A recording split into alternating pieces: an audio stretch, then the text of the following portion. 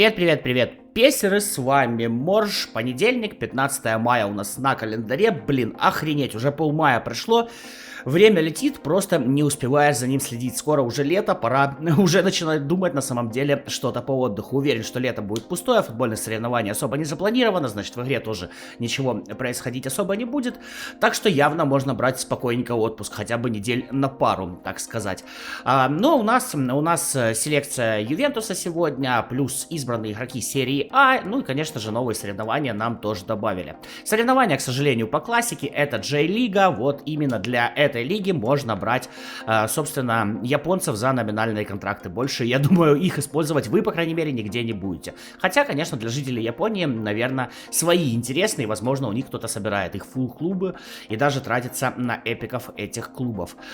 Как обычно, проходим, получаем 60 тысяч ГП, получаем одно добавление навыков, ну и в принципе все на этом и заканчивается. Ну и Ювентус и серия А. Серию А, пожалуй, мы откроем завтра, как вы видите, я снова на ПК, сегодня будем открывать Ювентус, и на мои аккаунты этот Ювентус, к сожалению, не нужен.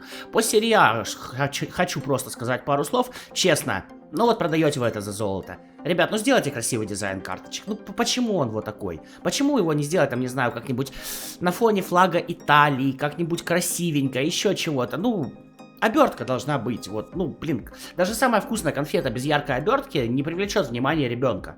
А все-таки нужно понимать, как осуществлять продажи в принципе, не только в игре, а вообще. Но у меня такое ощущение, что Konami не до конца это понимает. Ну и селекция Ювентуса, к сожалению, который раз я уже это говорю, у нас нет соревнования, в котором можно получить бесплатную крутку, и тут всего лишь 3 попытки. Раньше как-то Ювентусе в нашей игре говорилось больше, он был партнером, поэтому более-менее были и карточки, и селекции были чаще, и эпики, не эпики, ну вот это вот все. Сейчас как-то вот про Ювентус говорят вообще мало. Напоминаю, что если тебе нужно новости по игре, то подписываешься на мой телеграм, ссылки в описании, закрепленном комментарии, там же ссылка, если тебе нужно задонатить на мобилочку с российских карт. Могу тебе с этим помочь. Так, по игрокам. 8 игроков у нас здесь. Ну, естественно, самый интересный здесь, конечно же, Влахович. Качается он до 99 с сыгранностью. Имеет отличное умение атаковать и реализацию. Вполне путевую скорость и ускорение для своих 190 сантиметров. Отличный корпус, сила удара тоже присутствует. Но, конечно, ни дриблы, ни паса этого, естественно, ничего нет. Ну и прыжок с игрой головой тоже слегка подводит. Хотя при его росте он и так будет хорошо себя показывать. По навыкам у него их 8, не 10, к сожалению. Есть еще и штатный пенальтист, который я считаю, ну, мягко говоря, леваковым навыком. Но удар без подработки, удар с наклевом, удар подъемом, дальние подкрутки. Ну да, с подкруткой 62, дальние подкрутки у Влаховичу прям нужны. Прям вот это то, что ему действительно пригодится. Ну, игра головой есть, здесь хотя бы хорошо. В общем, это единственный 99-й игрок. При этом я бы здесь выделил еще Костича. Качаться он будет до 96 с сыгранностью. Чем мне он понравился? У него отличный пас навесом. Вот если вы играете реально с высокими футболистами, допустим, условная пара Влахович-Холланд, то этого парня берите, навешивать будет, ну, не прям как Бекхэм, но очень даже близко к этому. У него изначально отличный пас навесом, у него хорошая сила удара и выносливость. Плюс сам стиль специалист по навесам. Десятка навыков у него, точность подач присутствует, короче... Передача на фланг, пробежал, загрузил в штрафную. Вполне себе годный игрок, ну и рейтинг 96 тоже вполне себе нормально. Далее я бы выделил Локотеля, играл я им еще самой первой карточкой, причем на ПК играл, и у него там она была с рейтингом 91, если я не ошибаюсь. Этот же Локотель будет 97 с сыгранностью. Отличный пас, в защиту умеет, скорость ускорения тоже присутствует. Короче, очень даже сбалансированный опорный полузащитник, который и пас отличный выдаст, и в защите поможет. 8 навыков у него, к сожалению. Причем есть защитный подкат, перехват. Ну все, защитных больше нет. Но при этом есть пас касания, пас разрез, пас на ход, низкий пас навесом.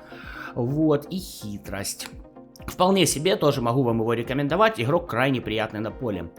Погба 96 будет иметь на максимальной прокачке с сыгранностью. Тоже Раньше практически в каждом составе был Погба. Был действительно очень имбовым товарищем. Сейчас про него ни слуху, ни духу, и в составах я его вижу, ну, очень-очень-очень-очень редко.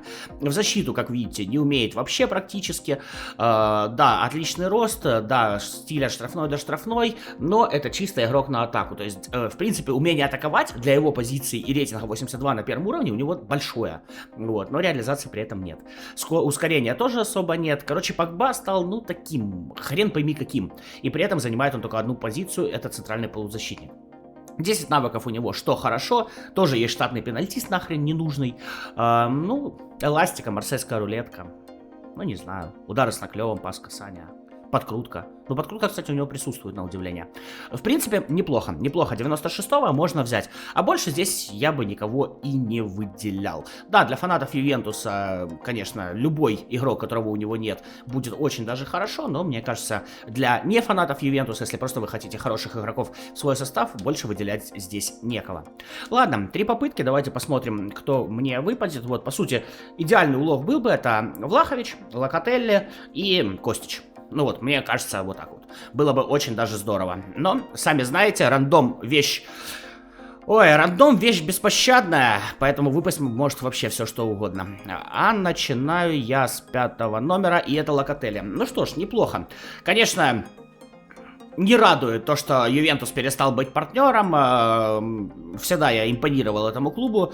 А сейчас вот в этой левой форме... Ну, такое себе, такое себе. У Konami, к сожалению, недостаточно денег, чтобы покупать все лицензии и на равных бороться с FIFA.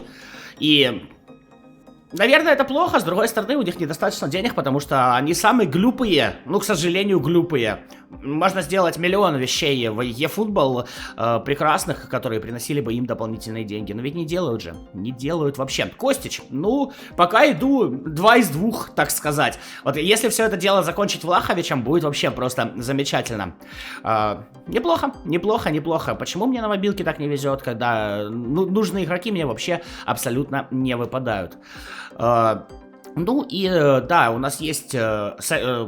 объявляли нам соревнования, которые будут в четверг. У нас World Wide Clubs, то есть мировые клубы, поэтому я бы ванговал, это не точная информация, но я бы ванговал, что в четверг у нас будут Big Time Баварии, это центральный защитник, ну, с эпиками Баварии, собственно.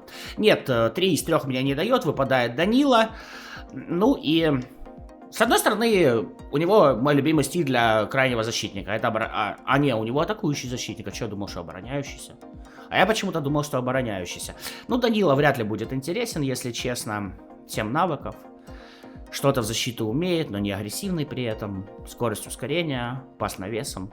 Ну, разве что, да, подключение на левом фланге Костич, на правом фланге Данила. Вот, подключать и грузить на Влаховича в штрафную. Вот такой покопанинг у меня получился. Серию А откроем завтра. В принципе, здесь... Ой, даже не знаю, что отсюда я буду ловить. Что я отсюда буду ловить? Хреново. Тонали. Был бы ты центральный полузащитник Тонали, который был в команде недели, это было бы конфета. Но это Тонали чуть похуже. Ладно, завтра уже буду думать, что я отсюда буду ловить. Пиши, открывал ли ты этот пак, кого наловил. С удовольствием тебя поздравлю с хорошим уловом, если он у тебя таков. А на этом прощаюсь. С вами был Морж. До новых встреч. Пока. Пока.